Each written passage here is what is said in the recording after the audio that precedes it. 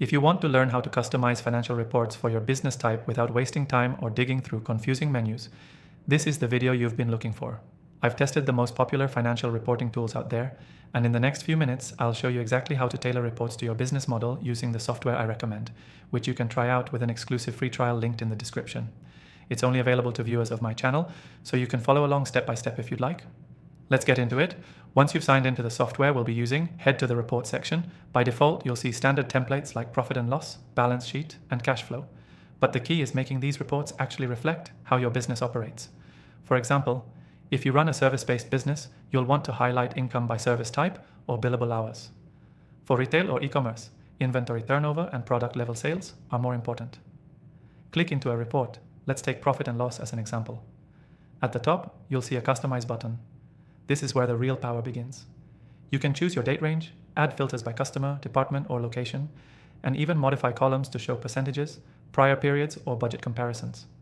Next, scroll down to the section where you can group or collapse rows.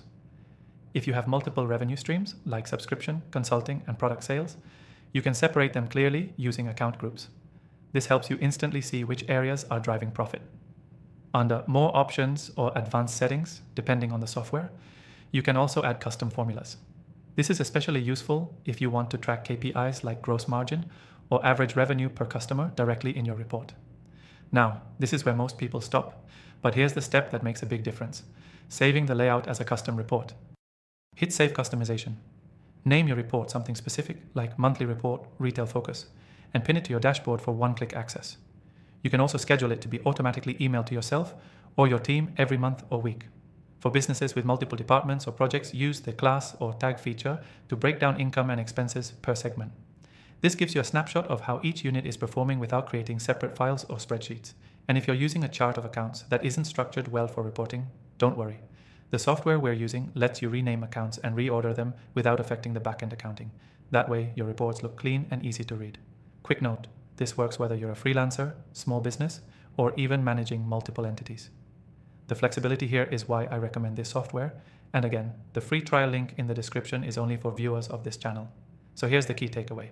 Customizing financial reports for your business type isn't just about cosmetic changes, it's about setting up your numbers to reflect how you operate, so you can make decisions faster and smarter. Let's quickly recap what we covered. Start with the default report, hit Customize, filter by what matters to your business, adjust columns, add grouping, save the layout, and automate the delivery. Add tags or classes for segmented reporting, and don't forget you can rename and restructure for clarity. If you haven't already, I highly recommend taking advantage of the exclusive free trial in the description so you can follow along, try this out, and see how much easier reporting becomes when it actually fits your business.